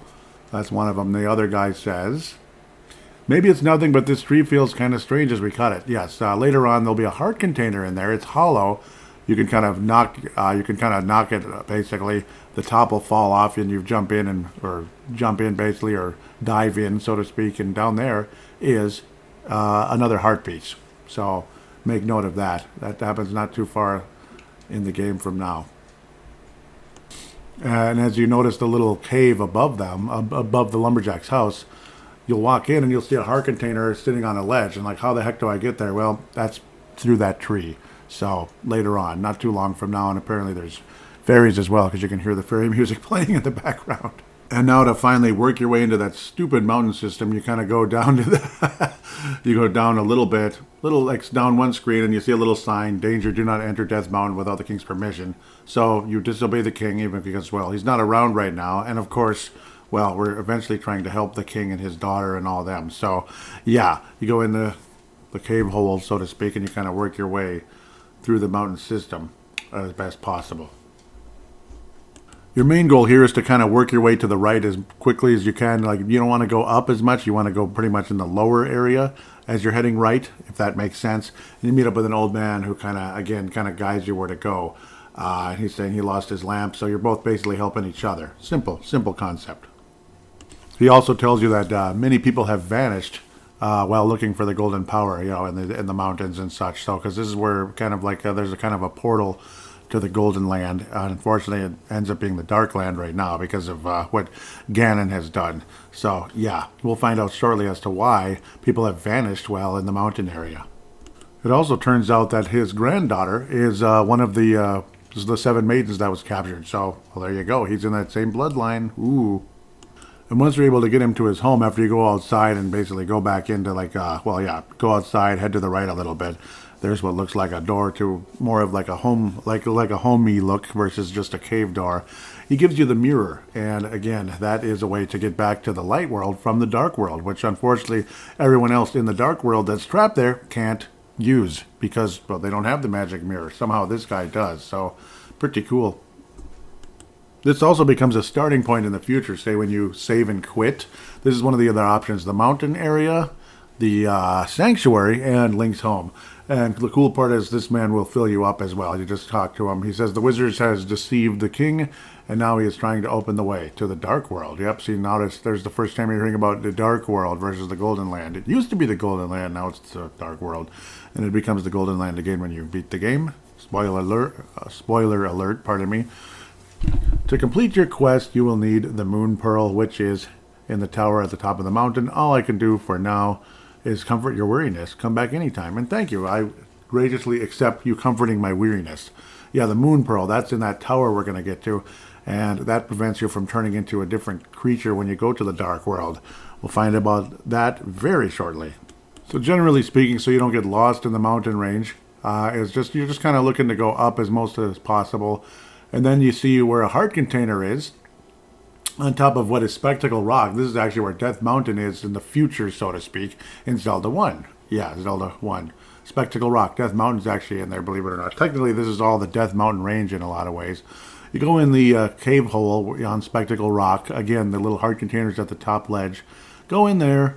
Avoid the... Well, actually, you can't yet. You need a hook shot first. So there's a heart container in here as well. I'm wrong. Yeah, so you get the hook shot later. Apologies. Yeah, I get confused sometimes. It's been a little bit since I played this. Yeah, instead you actually go to the right. There we go. And then there's your portal. This is where people have vanished. Like I was saying, it'll come up very shortly. A blue portal. You are now officially in the dark world. And you're a rabbit. You're not a human. You're a rabbit. Guess what? But, yep, then you meet up with this little mushroom-looking guy. He's like, oh, who are you, Mr. Bunny?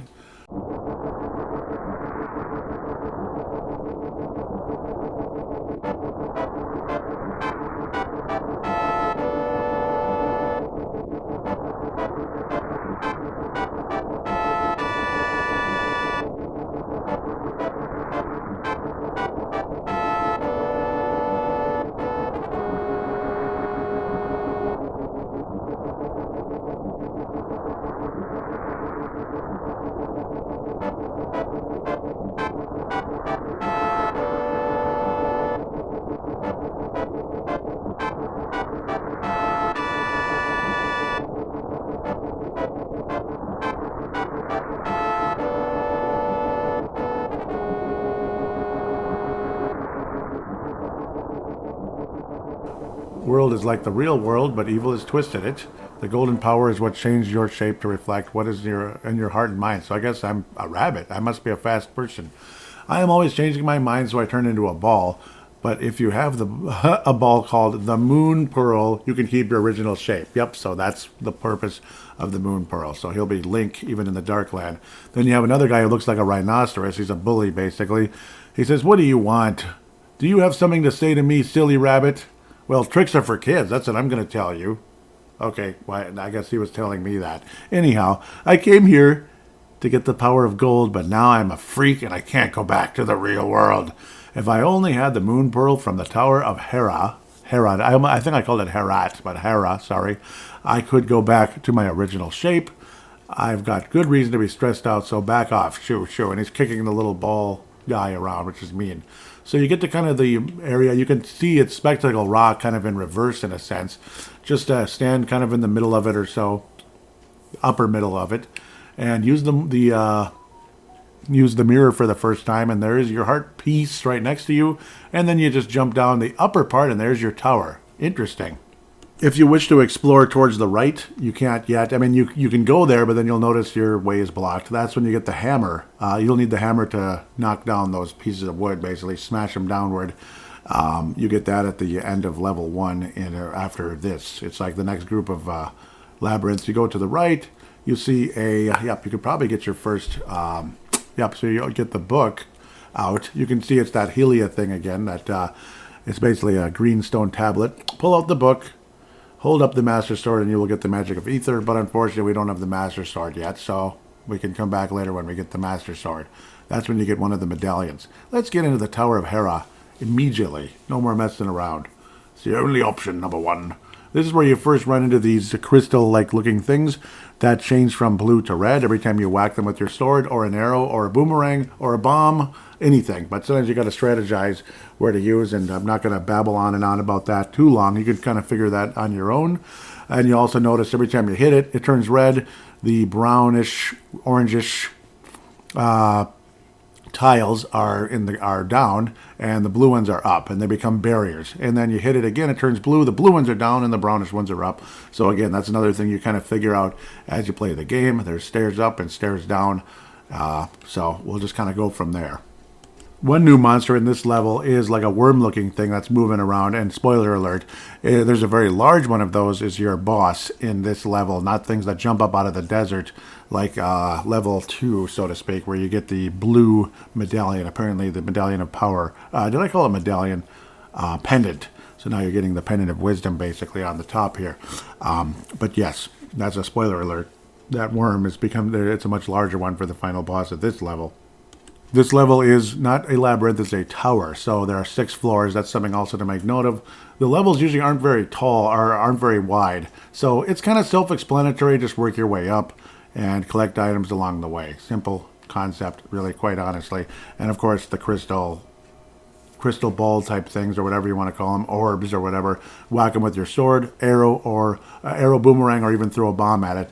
That's another trick that you can do. Like if you're blocked, but there's a crystal thing, maybe you can't reach it, you can throw a bomb at it, and maybe if the smoke is in range of it, it'll count as a hit. So something to make note of. Another thing you see for the first time are these, well, they're not slimes. They're much tougher than slimes. They're kind of almost like Mario beetles or something. They're blue. They'll eventually die, but they also jump back really hard when you hit them. They bounce back, kind of Castlevania effect, we'll call it. And you could knock them down the hole, but you wouldn't get a special or like a treat, like a heart or a rupee potentially, or God knows what else if you do that. But at least you get rid of them. Later on, you'll run into red ones that cannot be killed. You can only knock them off the edge of something. Another new thing in this level, you'll see stars on the ground and certain tiles. The stars change the location of holes basically. Holes that you could fall into. So going from one area to another has another way to guide you through. Unfortunately, I need a big key to even get through the door, so I gotta go back. Haha. You'll also see fire-breathing, what look like tyrannosauruses, maybe? Small tyrannosauruses or rhinoceroses, whatever you want to call them. That's another new monster in this level. I should mention there's one other way to trigger the switch orbs or balls or whatever you call them. You can throw pots at them as well.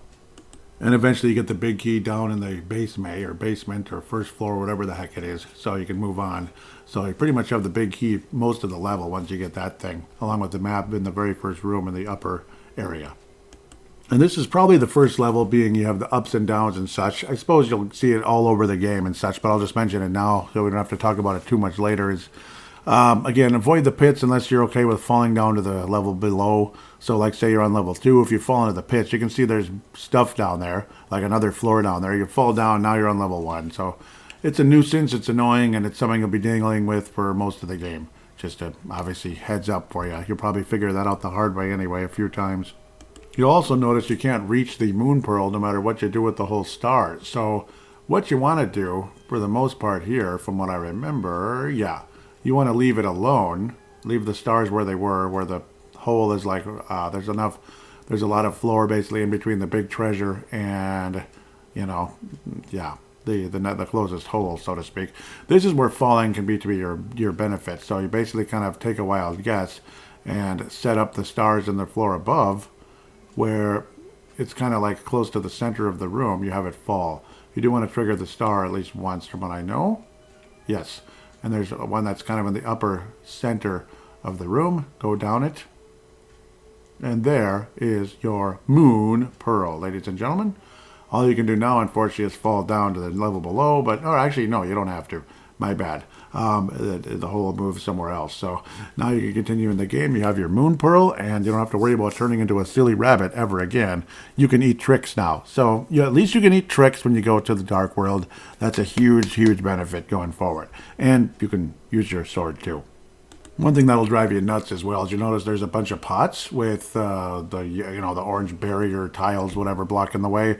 If they're blocking the way, you'll want to go down, backtrack a bit, and hit the crystal one more time so that area is opened up, because under every single one of those pots, before you get to the boss level, will have a heart. Of course, as the AVGN might say, save those bleepers up.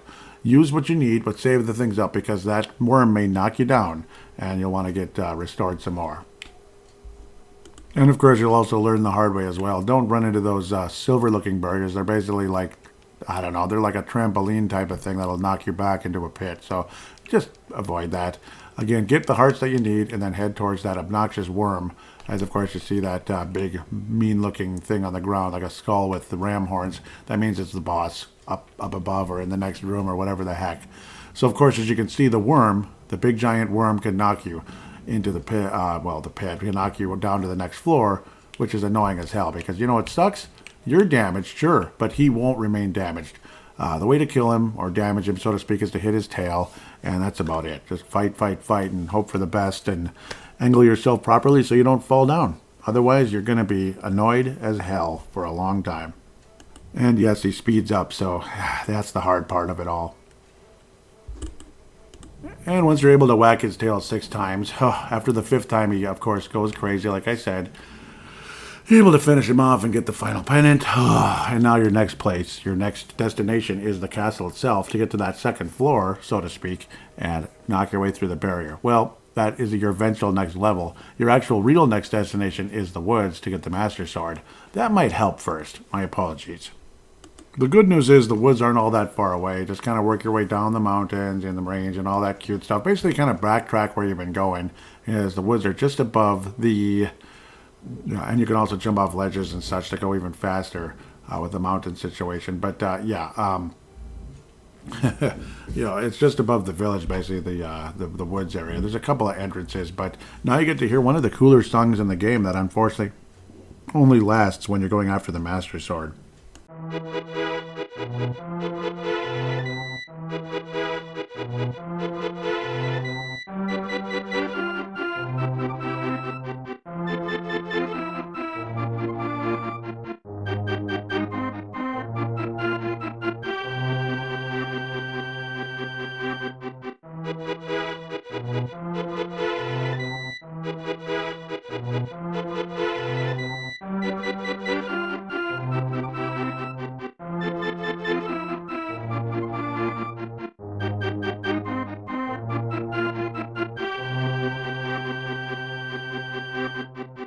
If in fact you get lost in the mountain range, and it's really easy to do trying to get back because it's actually harder to get back than to get up there, so to speak, sometimes just save and quit, hell with it. Just kind of save and quit, that way you just continue from the sanctuary. You're basically right next to the woods, so you kind of go from there. But now that we're there, let's start chasing down that sword, baby. As you can see, there's multiple entrances, but I recommend the one that's way on the, we'll call it the southwest area, or so to speak. Not right above the village, because those you need more, you need more items to get through and such. But that can be very valuable later to get special items earlier. When I'll kind of tell you some of that trick later. But being in the Lost Woods for the first time is a pretty cool experience. You'll see a lot of you'll see a lot of swords like, oh, this is the Master Sword. No, it can't. And you can't do anything with it either. Watch out for the obnoxious thief that comes running around. He'll knock into you and steal random items that come out of your basically after bumping you. So basically work your way further and further towards you could call it the northwest, and kind of around the center area. As you're working your way up, you'll find the magic mushroom. That can obviously give you the magic powder later when you bring it to that medicine hut where the witch is outside making mushroom brew. She is, as she's stirring. So yep, eventually she'll give you that magic powder, which has all kinds of interesting effects and such. So it's a valuable item. You better get it. And it doesn't use up a whole lot of magic either. The magic mushroom smells like rotten fruit. Yuck. You can give this to anyone who wants it. Well, okay. And that would be that witch, because she's making mushroom brew, she is. Sorry, I can't resist. And when you're in the area where the Master Sword is, you will know it, because the screen kind of does its thing and opens up, and then kablooey, there's the Master Sword. Without the Book of Medora, you cannot access the Master Sword, but now you have full access. You have the penance, you have the book. Take the book out, press the Y button, and enjoy the fun moment. The hero's triumph on Cataclysm's eve wins 3 symbols of virtue. The Master Sword he will then retrieve, keeping the knight's line true. So basically go up behind and become like King Arthur or whatever, and draw the Master Sword.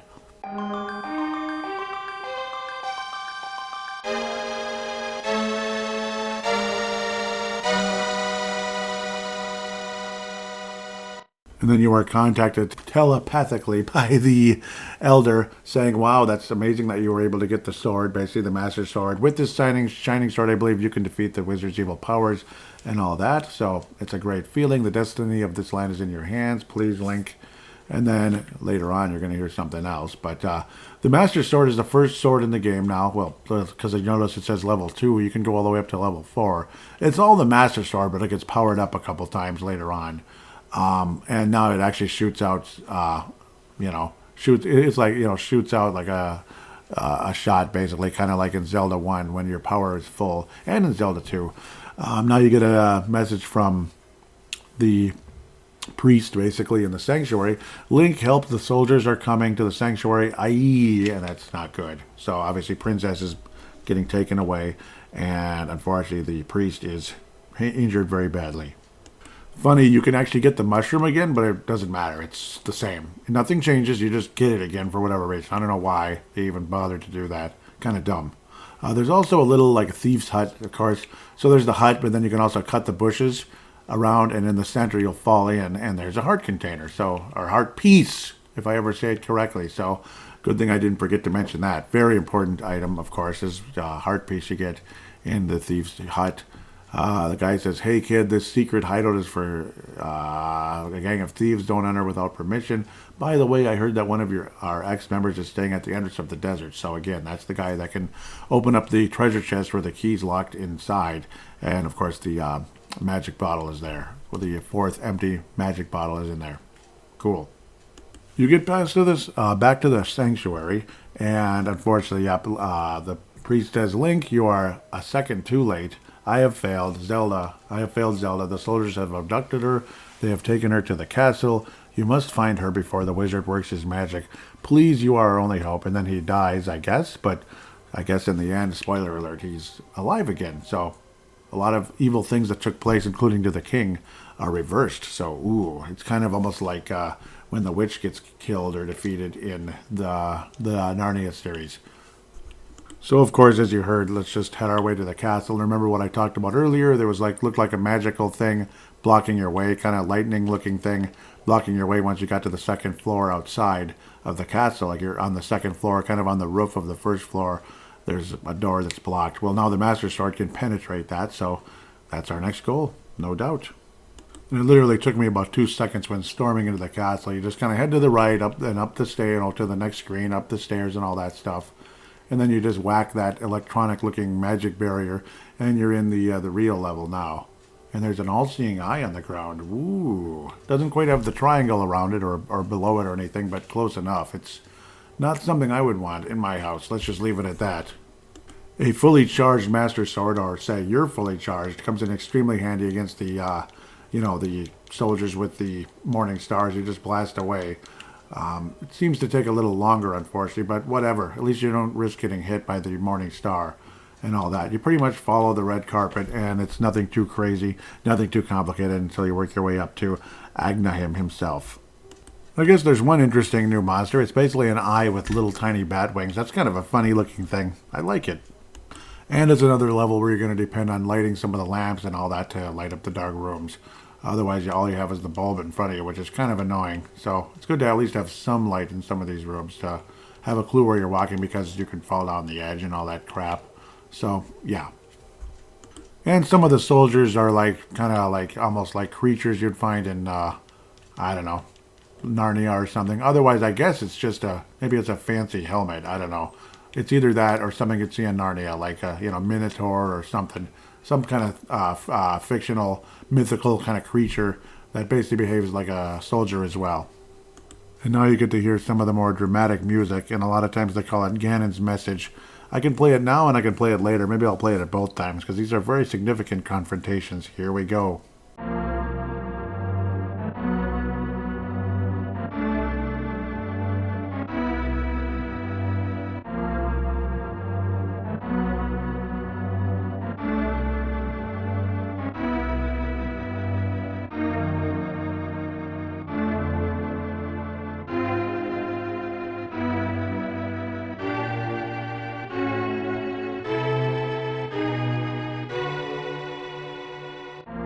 And now you walk through the door for your confrontation, for the first time anyway, with Agahnim. And there's Zelda on the altar, or whatever you would call it. Aha, Link, I've been waiting for you, heh heh heh. I was hoping I could make Zelda vanish in front of your eyes. Behold, the last moment of Princess Zelda. As he levitates her up in the air in his evil ways, casts a magic spell. Basically, it kind of absorbs her, so to speak, and voila, she is gone. But not really. She's in the dark world and sealed in those crystal-shaped things in the 7 levels that you'll be in the next part of the game. We'll call that Chapter 2, so to speak. This is the end of Chapter 1 as we wrap up this battle. Ho, ho, ho. So I guess he's trying to be Santa Claus. With this, the seal of the 7 wise men is at last broken. It is now only a matter of time before evil power covers this land. After all, the legendary hero cannot defeat us, the tribe of evil. When we are armed with the power of gold, ho, ho, ho, now I must go. And here's the easiest thing of all time. You notice there are basically curtains here. There's our 3 curtains. There's one on the left. Oh, there's nothing behind it. There's one on the right. Oh, there's nothing behind it. And the center one, what a coincidence, there's a door. Wow. And here we go. Time for a battle in a windowed type room up in the top. You could call it the executive branch, but there's no desk, there's no anything. It's just like a big giant, it's a room where you can fight a battle.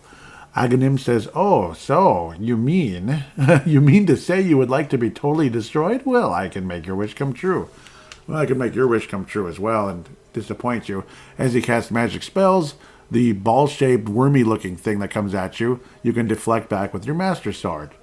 So kind of aim appropriately if you can. You're kind of like playing baseball. You want to hit it up the middle, you know. You want to hit it up the middle in order to actually make contact with Agahnim. So think of it that way. But watch out. Occasionally you'll cast a lightning-shaped thing. And if it's like kind of a ball-shaped thing, like a bunch of little blue balls, just stay away. The lightning thing, you almost can't avoid it. It's kind of like not cool. It's tough. You almost have to absorb the damage because you want to be lined up with him in case he does cast the deflectable spell to defeat Agahnim. So that's just kind of how that goes. You just kind of keep going and going and going. It's not the hardest battle of all time, of course not. There's much harder battles coming. And the ball thing, the multi-balls thing you can hit and just watch them deflect away. Whatever, luckily your red shield absorbs it. A lot of people don't have a red shield this early in the game, so consider yourself fortunate that you have Paladino Joey telling you about the Waterfall of Wishing real early, eh? Feel like I've hit him about 50 times. And yes, you want to have medicine, of course, before you come here. Luckily, I had not used any in the Tower of Hera. Otherwise, I would have had to make a little stop. And Agahnim is turned blue. He says, Grug, well met. Well met, my son! Yeah, that's Castlevania, sorry. Like the true hero that you are, but I am not ready to admit defeat yet. I will draw you into the dark world. Na-na-na-boo-boo. He spins away and just kind of does his thing. And yes, you are drawn into the dark world. A beautiful sunset, but it looks kind of like, actually like some of our summers, or especially in California, I'm sure, but summers when there's a fire somewhere, usually in the west, sometimes in the north, but usually in the west, some kind of huge fire, wildfire going on, and the sky is all kind of pinkish, brownish, reddish, and all that stuff. Yeah, that's what it kind of looks like. So this is what happens when you don't listen to Smokey, you understand me. So now, the elder, as I'll continue to not try to mispronounce his name, says, Link, it is I, the elder. I am communicating to you across the void through telepathy. Ooh. What does he think he is, Counselor Troy? I'm just kidding. The place where you now stand was the Golden Land, but the evil power turned it into the Dark World. The wizard has broken the wise man's seal and opened a gate to link the worlds at Hyrule Castle. So yes, basically like when we were walking through it's kind of like like a gate, basically. Now, unfortunately, if you try to walk through that, you get transferred to the Dark World immediately. So, and that's fine, because you need to be in the Dark World majority of the time to beat the levels. But, of course, there's a lot of items to get in the Light World as well. And, of course, you take advantage of the possibility of switching between the two worlds in order to get certain items like heart containers and this item and that item, like medallions and such. So we'll discuss that as we continue in this show. I can't believe I'm already an hour and a half plus in, and this is all the further I am. So I'm going to try to be very careful to keep my babbling short in the levels. Again, the intro was long, and of course a lot of the, I was kind of introducing you to a lot of the intricacies of the game. The rest of the way, hopefully, it won't be 6 times longer here doing the rest of the levels. So Again, as I continue to babble, he says, in order to save this half of the world, the light world, you must win back the golden power. You must also rescue the 7 maidens who Agahnim sent to the dark world as members of the bloodline of the 7 wise men. They have the power that will surely help you. They will surely help you. The maidens are locked in hidden dungeons full of evil creatures and dangerous traps. Imagine that. The Palace of Darkness should be your first goal in this world. Link, I can rely only on you. Please make this old man's wishes come true. I beg you. I beg you to. The good part is your map will work here as well. And you notice there's only one level so far. After you beat that one, you'll see all the others. But yeah, that way they encourage you to go to that one. And it does show 1 through 7 or 2 through 7 or whatever as you pursue or as you continue to maneuver through the game, basically. So that's your first destination, to be quite frank, in the Dark World. So unfortunately, there's a lot of things that are not going to be accessible in this place. Yeah, big surprise, right? As you get more and more items, when you get the Titan's Mitt later on, that's a huge difference maker when you get that, because now you can pick up the darker colored rocks and skulls and stuff, whereas before you couldn't. I guess they're heavier than the lighter colored ones, I guess. And again, maneuvering through this and maneuvering through that to get heart pieces, and other very important items. That'll make a massive difference for you the rest of the game. With all of that said, I'm realizing this show is going to be very long. So with respect to you and to this podcast, I will be splitting this particular episode into 3 parts. So this is the end of part 1. Stay tuned for part 2 coming up as we get into those palaces in the Dark World and continue from there. Part 3 will be the final stages and such, along with the feedback segment. So thank you so very much for listening to the show, and stay tuned as this episode will continue week by week.